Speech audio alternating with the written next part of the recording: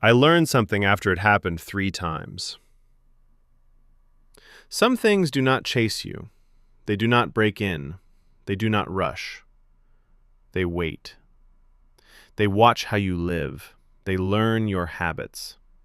And the moment you acknowledge them, that is when they decide to get closer.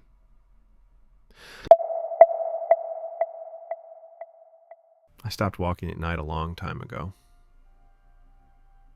I mean, completely stopped.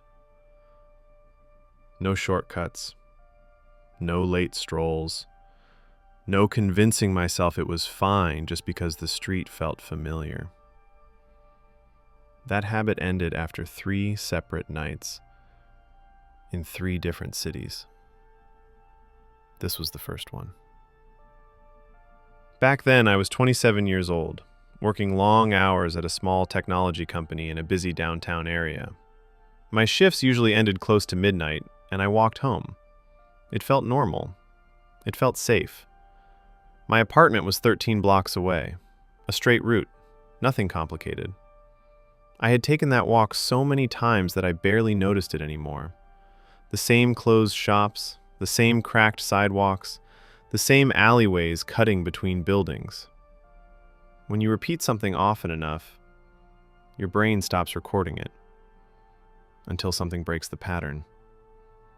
That night, I left the office just before midnight. I checked the time on my phone and sent a quick message to my roommate, Hannah, telling her I would be home soon. The city was unusually quiet. A couple of restaurant workers stood outside a closed place down the block, smoking in silence. Somewhere far away, a car alarm kept going off. Not urgently, just enough to be annoying. I put my earbuds in and played a podcast. Something about unsolved cases. I was not really listening. I was about 4 blocks from home when my body reacted before my mind did. My shoulders tightened. My steps slowed slightly. It felt like someone was behind me. Not close, not threatening, just present. I turned around. The sidewalk was empty. Wet pavement reflected the streetlights. A newspaper box near the curb. 2 bicycles locked to a metal rack. Nothing unusual. I told myself to stop overthinking, and kept walking. I sped up a little. I pulled one earbud out, and that was when I heard it. Footsteps. Far enough back that I could pretend they were not connected to me, but steady, consistent, matching mine. I stopped walking. The footsteps stopped. My heart jumped into my throat. I stood there for a second, feeling ridiculous. People walk at night. This city is used to it. I started moving again. So did the footsteps. 2 blocks from my building, I could see the soft glow from the entrance. On the corner nearby was a small 24-hour shop that always smelled like burnt coffee. I pulled my phone out and opened Hannah's contact. I did not call. I just held it in my hand. I looked back again, pretending to check the time. That was when I saw him. He was behind me, maybe 12 meters away. A dark hood pulled over his head. His hands were in his pockets. When I walked faster, he adjusted. When I slowed down, he matched me. The streetlights suddenly felt farther apart than I remembered. The shadows between them felt thicker. I reached the front door of my building. It was secured by an 8-digit keypad. I had entered that code thousands of times without thinking. My fingers missed the first number, then the second. I could hear the footsteps getting closer. I focused on the keypad and tried again. 6, 1, 9, 4, 8, 2, 7, 3. The lock clicked. I pulled the door open, stepped inside, and turned around as it closed. He was standing just outside the entrance, under the streetlight. He did not rush the door. He did not speak. He just stood there, looking straight at me. The door locked automatically with a heavy sound. For a moment, neither of us moved. He knew he could not get in. I knew I could not leave without facing him. He tilted his head slightly. Then he smiled. It was small, controlled, like the smile someone gives when they know something you do not. Then he turned around and walked away, calmly, hands still in his pockets, as if nothing had happened. I took the elevator upstairs, went into my apartment, locked the door, and secured the chain. Hannah was asleep. I did not wake her. I stood at the window for a long time, staring down at the street. It was empty. The next morning, while taking out the trash, I used the back exit of the building. It opened into a narrow alley. Next to the keypad, scratched into the metal in thin, fresh lines, were 8 numbers. 6, 1, 9, 4, 8, 2, 7, 3. The security code. We moved out less than 3 weeks later. Hannah thought I was overreacting, but she never saw that smile, and she never saw those numbers. At the time, I thought it was just one strange encounter. I was wrong. Because a year later, in another city, I learned that night was not a coincidence. It was a warning.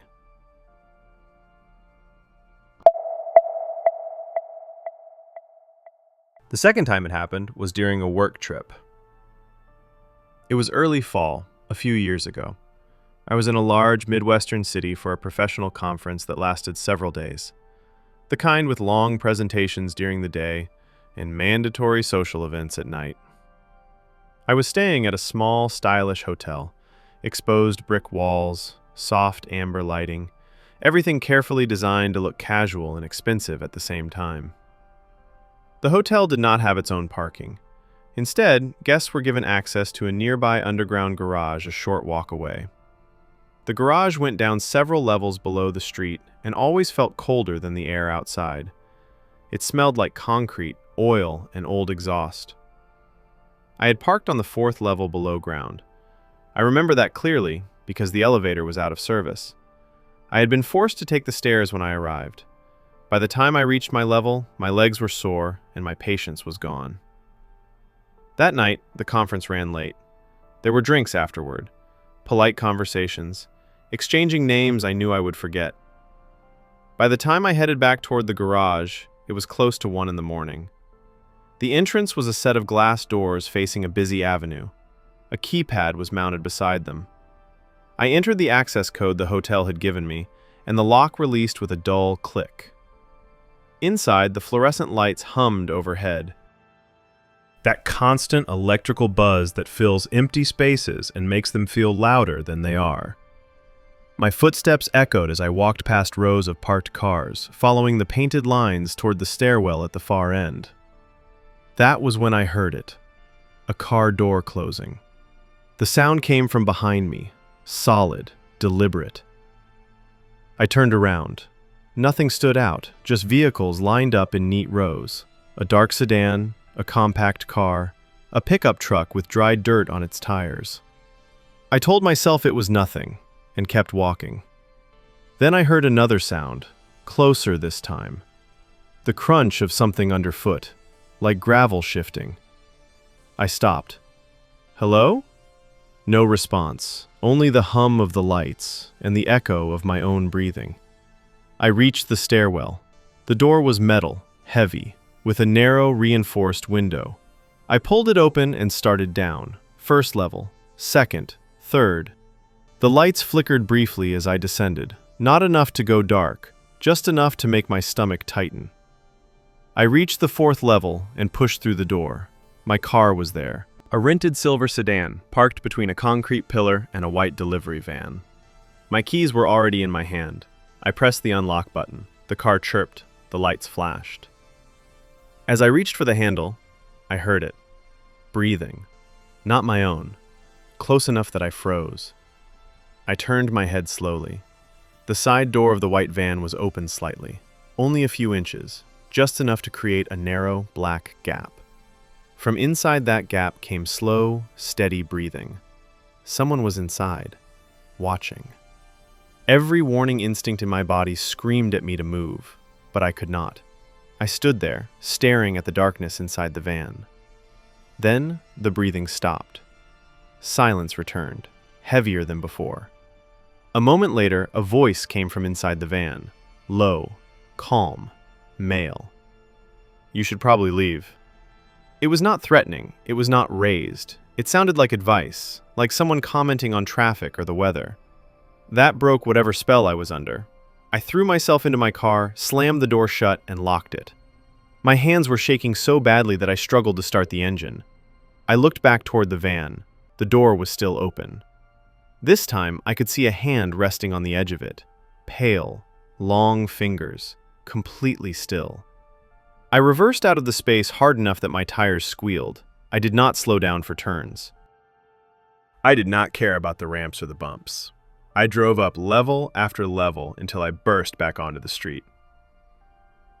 Outside, everything was normal. Traffic, people walking, laughter spilling out from a nearby bar. I parked in a different garage several blocks away and walked back to the hotel without stopping once. I did not sleep that night. The next morning, I told the hotel staff what happened. They listened carefully, made notes, said they would contact the garage management. They asked if I wanted to speak to the police. I said yes. 2 officers arrived later that day. They took my statement and went to inspect the garage. They returned after some time. There was no white van on the 4th level. No van anywhere in the structure matching my description. But they had found something else. In the empty parking space beside where my car had been, someone had scratched words into the concrete. The letters were thin, deliberate. "You should probably leave." The exact same phrase. Sometimes, when I am trying to fall asleep, I still hear the way it was said. By then, it had happened in 2 different cities. Twice, I had managed to walk away. The 3rd time, I did not get that choice. Because the 3rd time, whatever this was, did not stay outside. The 3rd time was the one that broke something in me. By then, I had already learned to be careful. I did not take shortcuts. I paid attention to my surroundings. I told myself I was done being careless. It did not matter. This happened in early spring, not long after I relocated for work. My job was mostly remote, but the company wanted me closer to headquarters, so I moved to a large coastal city in the Northwest. I rented a small studio apartment in an older building, 4th floor, the kind of place with loud radiators that knocked and hissed all night, and wooden floors that announced every step. I had lived there for about 3 months when the rain started. I know it rains there often. Everyone says that. But this was different. It did not stop. Heavy rain. Constant rain. The kind that turns street noise into static and makes the city feel sealed underwater. By the 6th straight day, the streets looked more like shallow rivers than sidewalks. That was the night I first saw her. I was walking home from a late grocery run. It was around 10 in the evening. The neighborhood was quiet. Most of the shops were closed, their windows glowing faintly behind metal gates. I was almost at my building when something across the street caught my attention. Someone was standing under a streetlight that barely worked. She was wearing a bright yellow raincoat. Not pastel, not faded, industrial yellow. The kind meant to be seen from far away. The hood was pulled up. She was facing me. She was not moving. I glanced away and kept walking. I told myself she was waiting for a ride, or checking her phone, or smoking in the rain. None of it mattered. But when I reached my building and looked back, she was still there. Same spot, same posture, still watching. I went inside and took the elevator up. Once inside my apartment, I looked out the window. She was directly across the street now, still under the broken light, still motionless, her face completely hidden by the hood. I closed the curtains. The next night, she was there again. Same place, same coat, same stillness. I changed my routine. I came home at different times. I used the rear entrance. I walked different routes. It did not matter. Whenever I looked out my window, she was there. After a week, I called the non-emergency police number and explained that someone had been standing outside my building every night. They said they would send a patrol. An hour later, I watched from my window as a police car pulled up. 2 officers stepped out and walked the block. The woman in the yellow coat was gone. The officers knocked on my door. I let them in and explained everything. They listened. They nodded. They were polite. They said they did not see anyone. They told me to call again if it happened. But I could tell they did not believe me. 3 nights later, I woke up suddenly. No sound had woken me, no crash, no voice, just that familiar pressure at the back of my neck. My apartment was dark. The rain tapped softly against the glass. I rolled over. She was outside my window, standing on the fire escape, 4 stories above the street, yellow raincoat, hood up, face completely hidden. She did not move. I could not scream. I could not breathe. I lay there staring, trying to decide if I was dreaming or finally losing my mind. She stayed there. Seconds stretched until they felt endless. Then, slowly, she lifted one hand and waved. Not a friendly wave, just a small motion of the fingers, like a signal. I grabbed my phone and called emergency services. The dispatcher kept me talking while officers were sent. I could hear sirens approaching. I never looked away from the window. When I blinked, she was gone. The police searched the fire escape, the roof, the alley below. There was nothing. No footprints, no marks, no yellow raincoat. But they did find something. Pressed against my window was a small handprint, wet, clear, as if that hand had been exposed to rain for days. Inside my apartment, on the windowsill, 2 words had been written in condensation. I am inside. I moved out the next morning. I broke the lease, I paid the penalty, I did not argue. While packing, I found something behind the radiator in my bedroom. A small yellow button, the kind used on raincoats. It was still damp. I live in a different city now. Ground floor apartment, metal bars on the windows, multiple deadbolts on every door. I do not walk at night anymore. I do not take shortcuts. I do not look out windows after dark. Because after those 3 nights, I learned something. Sometimes what follows you is not chasing you. It is watching. And the moment you realize it is real, the moment you acknowledge it, that is when it knows exactly where you are. I still notice yellow raincoats sometimes, in crowds, in reflections, on buses, and every time I do, I turn and walk the other way, because there will not be a 4th walk. Subscribe for more real horror stories. Like the video if you felt this fear too.